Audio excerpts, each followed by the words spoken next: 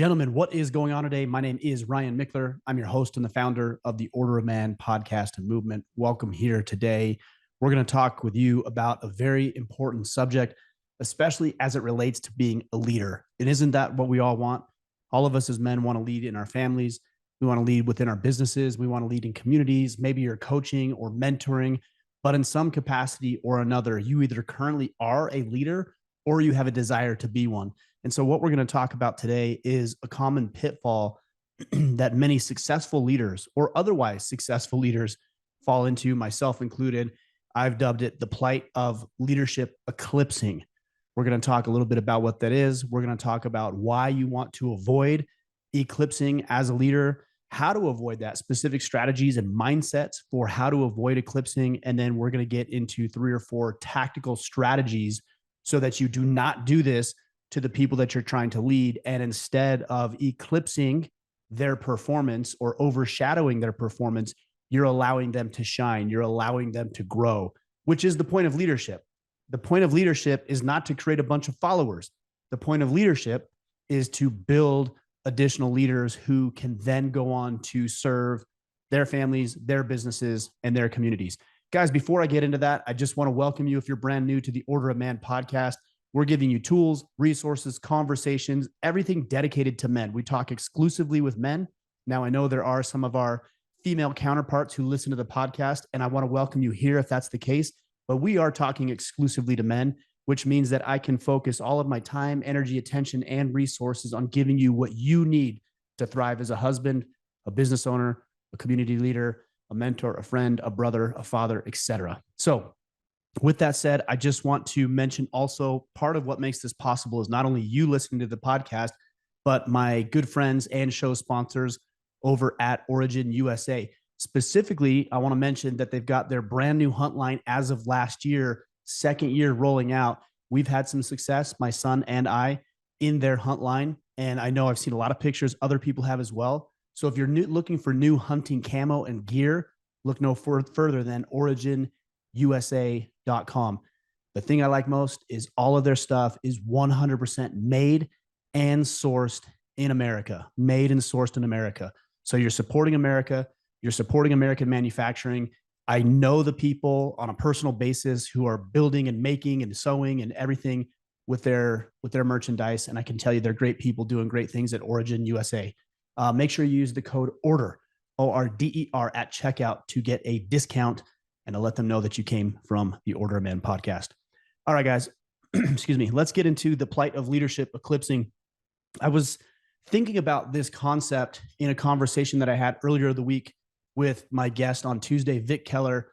We were talking a little bit about how sometimes a leader has the potential to absorb all of the energy in the room and in the environment. And the problem with that is that you're not allowing any energy or even oxygen or light, if you want to use that analogy of eclipsing, for other people to shine. That's a problem. As a leader, you want to develop and build additional leaders. And if you're absorbing all of the energy, consuming all of the resources, taking all of the light, it doesn't give any to your employees or your children or your wife or anybody that you're trying to lead.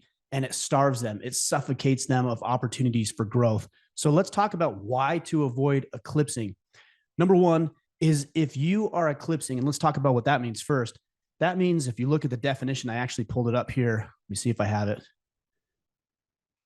I think I actually closed it because I knew I was going to prepare for this podcast, and then I deleted or closed the window. It says an obscuring of the light from one celestial body by the passage of another between it and the observer, or between it and its source of illumination. So what happens as a leader is eclipsing. This is a larger than life personality. This is somebody who has to have all the praise, all the accolades, all the attention, all the notoriety, all the credit. And what happens is when you get in between the productive outcome and your employees or your kids or your wife or anybody you're trying to lead, it gives them nothing. And they need light, right? They need energy. They need resources. They need to see that their hard work is producing results. If you're absorbing it all and taking it all, what resources does that leave for anybody else? And what ends up happening is we have a lot of resentment, a lot of contention, a lot of animosity, because a person's leader is not allowing anything to pass through onto those individuals who are being led so that they can grow and develop. So the reason you want to avoid this is, number one, your team members cannot grow if you're sucking all of the light and all of the oxygen and all of the resources from the environment. It's like a plant. Okay. The plant needs sunlight. The plant needs water. The plant needs air. And if it's not getting any of those nutrients, it's going to wither away and it's going to die. So if you're sucking up all of the resources, your teammates at best are going to be stagnant. And at worst, they're going to wither away and they're going to render themselves less capable than they otherwise could be. We cannot dare to say that we're leaders if we're sucking up all the resources and not allowing our team members to thrive and grow and be tested and pushed. One thing my ex-wife's grandfather used to do when he was growing tomatoes, and he grew these big, beautiful tomatoes, tomato plants. He would take a shovel and he would drive that shovel into the roots, not all of them, but just one side of the roots. And I don't know if this is true or not, or anecdotal, but his belief was that if he did that, he added that stress to the plant and therefore it bore better fruit. I don't know if that's just an anecdotal story or if there's data to support that, but I like the story. Guys, if you're not providing your kids, your colleagues, coworkers, employees with opportunities to be tested, then they're never going to be under that stress, which allows them to grow and build and develop and build better fruit. Number two, if you're sucking up all the light and therefore your team members aren't growing, guess what? You can't grow, right? You actually may be, by sucking up everything that you possibly can, boxing yourself into your current position. Because if you don't have anybody that you've trained and groomed and developed and built into a position that could potentially replace you, then you're not able to expand. No, you're not going to grow into any new position, because if you do, you're going to leave this big void and this big vacuum. Often we hear from men who say, oh, I'm just training my competition. Yeah, well, you might be. I think that's a short-term outlook. I think that's a very pessimistic way to look at it. But you might be training your competition, but you also might be training your replacement, not a negative thing, so that you can actually grow and build and develop and move into something bigger and better and greater than you previously were. So we got to get over this scarcity mentality of saying, if I just train that guy, he's going to replace me. Right. That's the point. Isn't that the point? My oldest son and I, we lift 3 days a week in the mornings, and he likes to tease and joke that he can lift more than me. And in certain lifts, he absolutely can at this stage in his life. But the way that he says it is almost as if it's a dig to me that I'm going to feel bad about. I don't feel bad. Now, we have good-hearted competitiveness between us, but I don't feel bad that he's stronger than me. That's actually what I want, right? And as a father, isn't that what you want? Don't you want your kids to be better, smarter, more successful, wealthier, more fulfilled, happier in their relationships? Of course, that's what we want, right? And if that's what we should want for our employees, and we do that by getting out of the way and allowing some of that sunlight to pass through, not eclipse, but pass through, and give our subordinates what they need to thrive and grow and develop, so that we can also go on to bigger and better things. And then number three is your mission can't expand. So you have your teammates, you have you, and then you have your mission. What is your mission? What is your goal? What is your objective? What is the movement that you're part of? What is the business you're trying to grow? What is the family dynamic that you're trying to create? If you're stunted by an inability to level up, your teammates or your family members are stunted in their ability to level up, how in the world is the mission going to move forward? If I was so worried, for example, with this business about getting all the praise and all the notoriety and all the accolades, and I didn't develop or build anybody else along with me, this mission doesn't grow. I'm only one person. And these are all issues of leverage. When you eclipse the people you care about, you're not leveraging resources to develop other people who could do maybe a better job than you can in certain situations. And we'll get into that in a little bit. But guys, it's very, very important, as you can see, for growth and development, not just of you personally, not just of your teammates, but of your business that's going to go on to impact hopefully thousands, if not hundreds of thousands or millions of people. It's going to hinder your family performance, and they're not going to get what they need to be able to go out at some point, start their own families. So next, guys, let's talk about how to avoid eclipsing your people. We'll just use that term as your people. Specifically, I'm going to talk about 5 mindsets. Number 1, you are not the center of the universe. I am not the center of the universe. Now, these are all mindsets, so we can wrap our heads around the mindset, and then we'll get into some tactical strategies here in a minute. But if we understand that the world doesn't revolve around us, and we can build our organizations and build our families in a way that would be sustainable, even if we weren't here, then we know we're on the right path. Every once in a while, I go on vacation or go on a hunt. I've got a vacation coming up and I'm going to be gone for about 7-8 days. I know that my organization is going to be okay without me for a week. And not only okay, they're going to thrive because I have processes and systems in place to ensure that everything continues to move forward, that we have all the bases covered, that the meetings will be accounted for, that the assignments will go out, the scheduling needs to be done. Everything's taken care of so that in my absence, not only does the business continue to move on, hopefully it continues to grow and thrive even in my absence. It's not about me, guys. It's not about you. Now, I think it would be easy from the outside looking in to look at our organization or look at what I do on social media and think, well, that guy needs all the attention. And I'm not going to sit here and lie to you and tell you I don't like it. I certainly do like the attention. But how many movements do you see who are all built around a central figurehead? And if what would happen if that central figurehead went away? If they decided not to do it? If they, heaven forbid, died and passed away? Does that organization or that movement crumble? If it does, then we know that they were the center of that organization. And they didn't build any systems or structures in place to ensure that the mission drives forward in their absence. Guys, understand, we are not the center of the universe. We are here to help facilitate growth and development and expansion in our people and in our missions. Number 2, wrap your head around the idea that if other people win, you win. The same cannot be true if I said, if you win, other people win. That's not always the case. But if your people win and you give them the tools and resources and guidance and direction and space to allow them to win, you will win, right? You're aligned.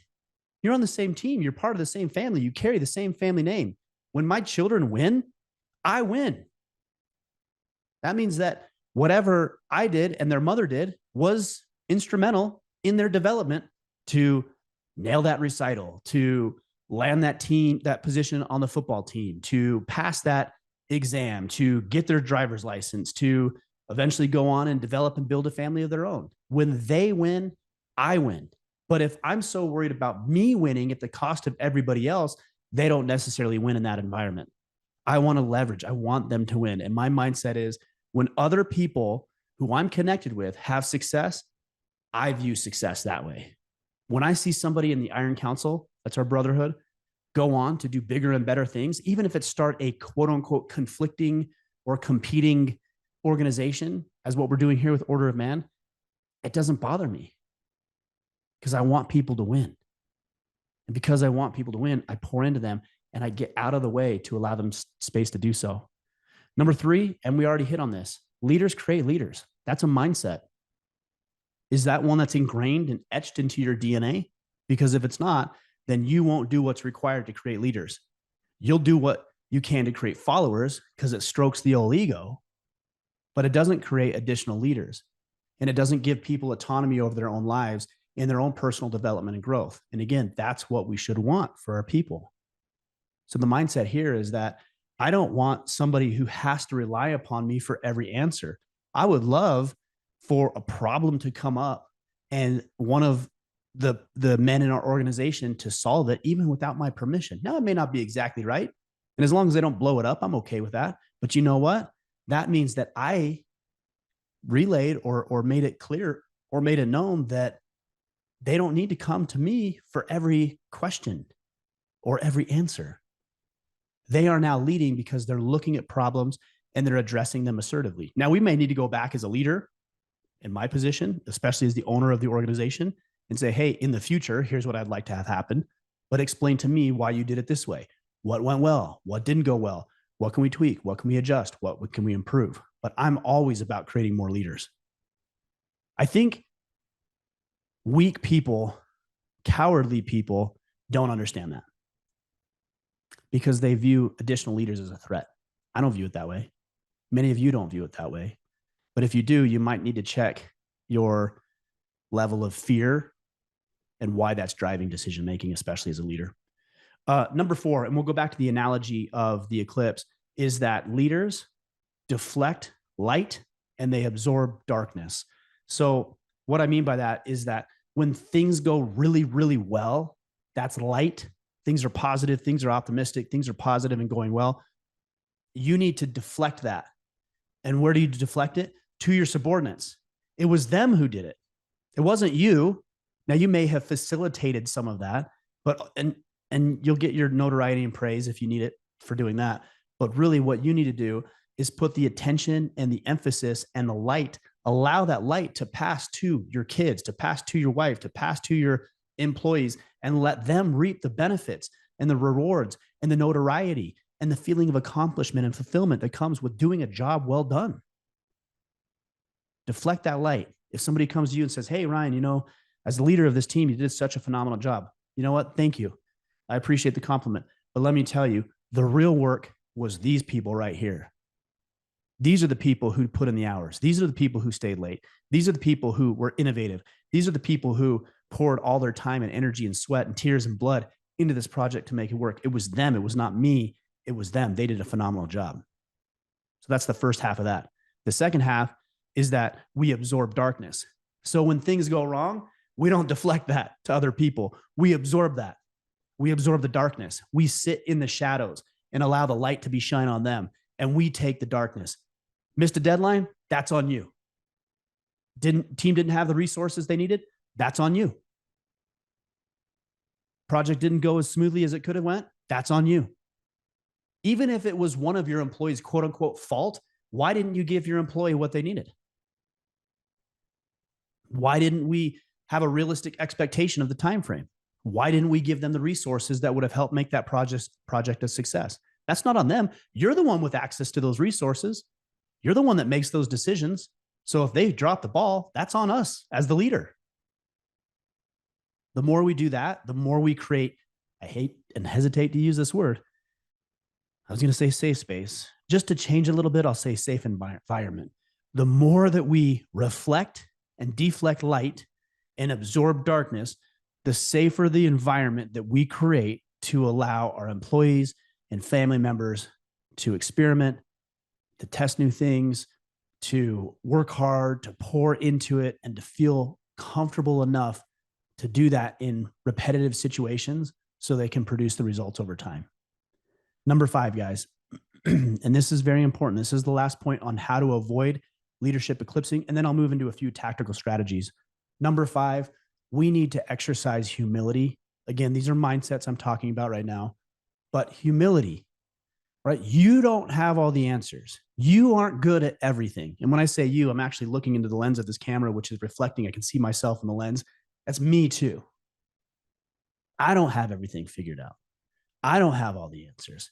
I fall short in so many ways.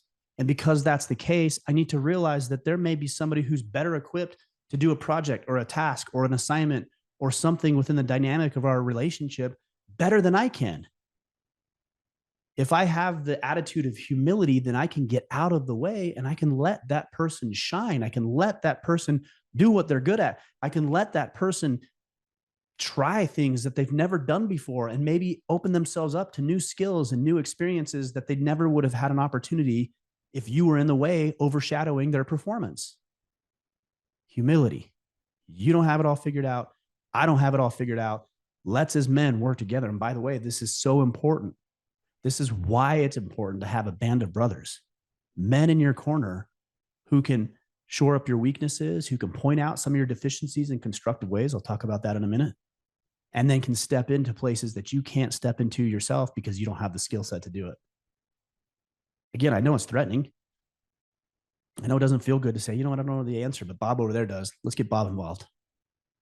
Like you think we have this tendency of believing that if I call in Bob and say, hey, Bob, yeah, I know I'm the project leader on this assignment, but this thing about logistics that we really need, and I'm going to defer to you. Why is that so threatening? Why does that make us feel inferior? It shouldn't, because you're the leader. You're the one that put together the team. Bob's working with you. That's a compliment. Somebody who's as qualified, for example, as Bob is, and yet he's here working with you, and you're giving him the tools and the space to thrive. All right, guys. Last points I want to make today. Let's talk about tactical strategies. So again, just to reiterate and review here, we're talking about the plight of leadership eclipsing. We've talked a little bit about why it's important that you avoid eclipsing your people. And we've also talked about how to develop the mindsets for avoiding eclipsing your people. Now, let's talk about tactical strategies. Number one, and these are in any order. Excuse me. Number one, give responsibility to people. I had a great manager. Her name was Stacy, and she was my manager when I worked at Buckle. Some of you guys may know that. That's another life. That was like 20 years ago. But my background is retail management, specifically men and women's clothing. And she was phenomenal at this. She would give us assignments or tasks with the books or bookkeeping or finances or inventory or even displays, merchandise, the way the front room looked. She would give us this responsibility. And I remember one particular example where she said, I need you to take care of this display wall.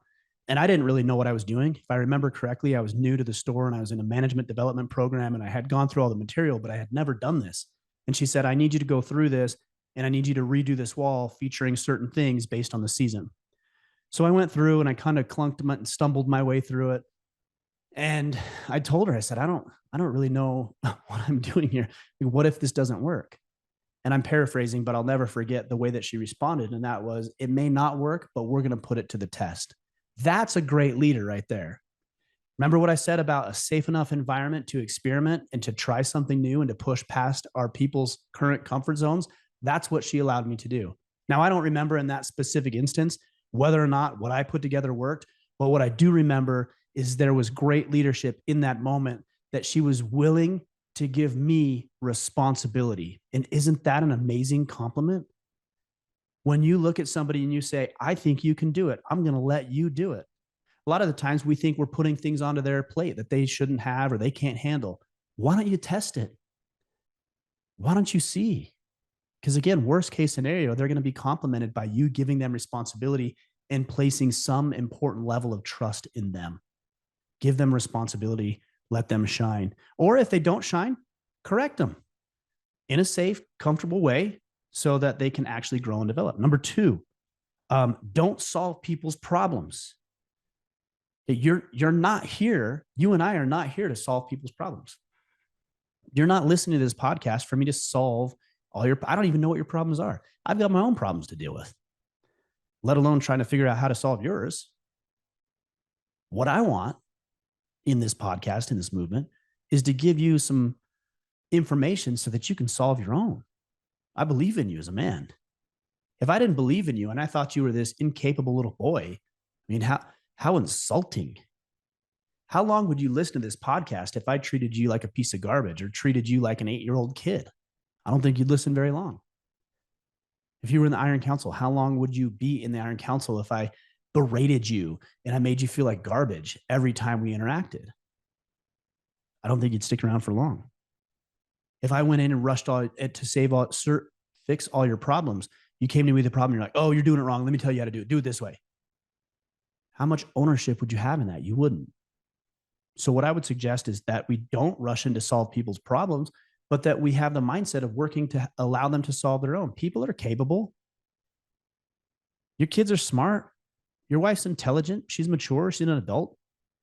The people that work with you are also adults. And if they're not, they might be young college students or young kids. They're smart enough to figure it out. Give them guidance. Give them instruction. Make them think. Ask them good questions. But don't solve their problems. A great question is, what are you going to do about that? Oh man, that's really hard. You're dealing with that. What are you going to do about it? That's a beautiful question because it puts the responsibility where it belongs, not on your shoulders, on theirs. And it gives them what they need to grow and develop. Number three, we have to communicate effectively. All right, this is a social media problem and others as well. This is a social media problem, I think, primarily because of the way we communicate and text maybe and email and some of these other digital technologies.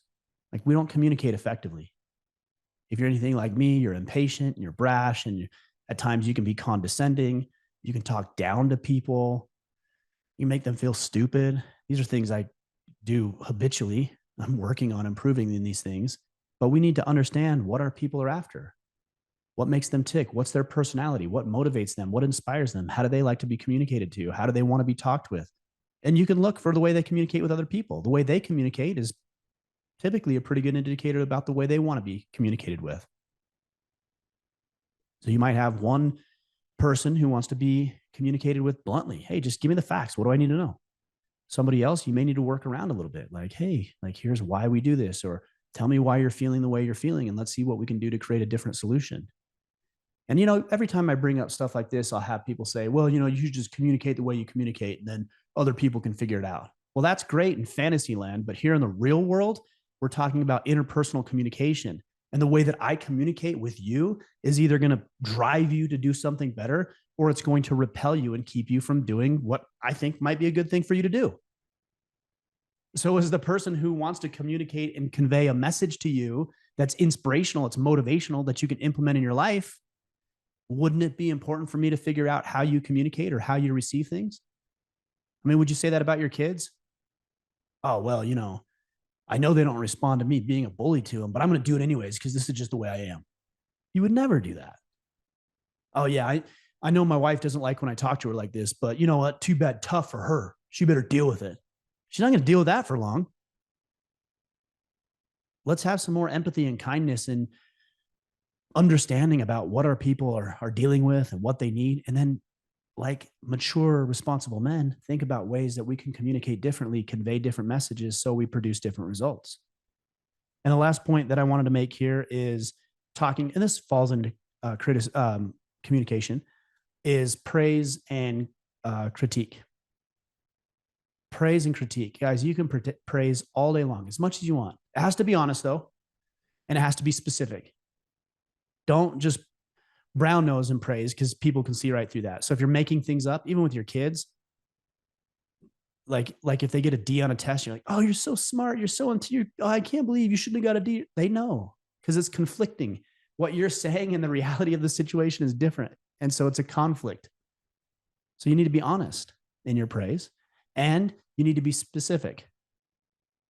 Okay, so if your kid gets a D in math, but they're intelligent, then that's something you can do. Hey, look, Billy, you're a smart kid. Like, I've seen you be really, really successful. Like, you're so good in English and writing, and then it doesn't translate as well to math. Help me understand why. What things do you do in your writing class or your reading class that maybe you can transfer over here into math class that might help you a little bit? Now I'm actually getting them involved in the process. I'm not solving their problems. Remember, we talked about that. But praise has to be honest, and it has to be specific for it to count. That can happen all day long. Critique can't happen all day long, and it can't typically happen in public environments, or I should say public environments. If you're critiquing people publicly, you're going to have issues with buy-in, and you're not going to lead people where they want to go, because they're not going to believe in you. You're going to undermine your trust and credibility with them, because they think you're going to throw them under the bus, and you are. Because it's not, at that point, if you're doing this in public, it's not just about correcting behavior.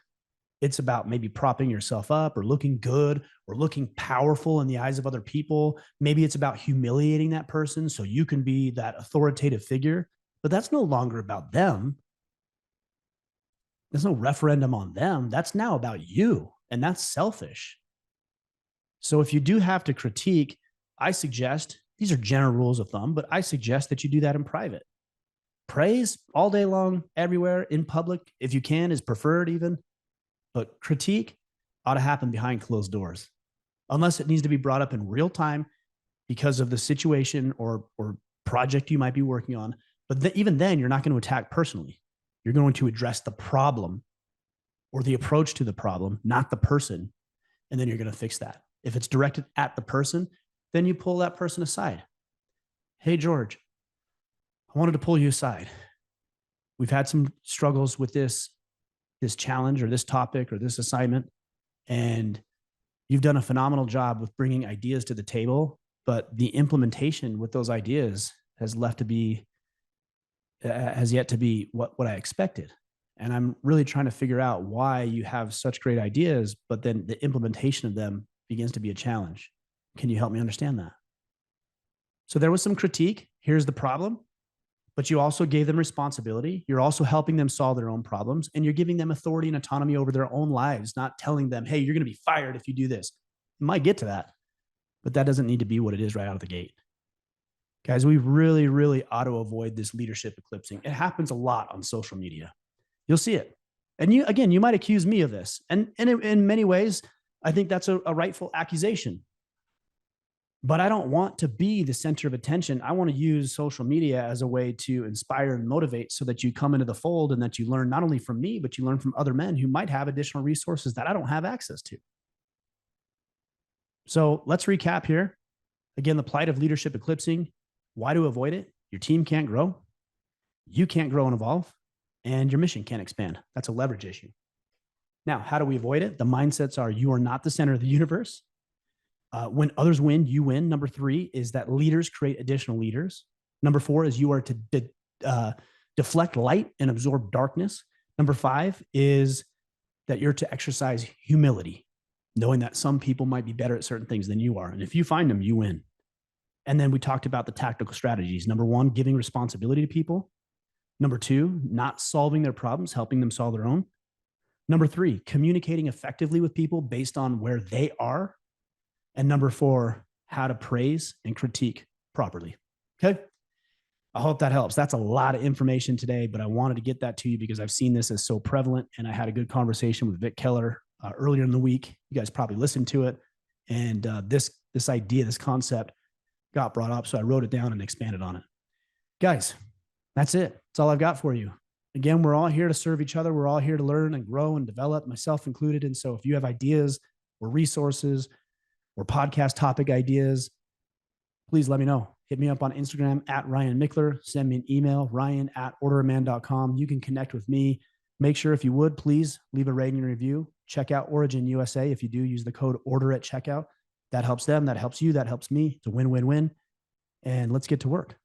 So with that said, guys, go out there, take action, avoid the plight of leadership eclipsing, and let's all become the men we are meant to be.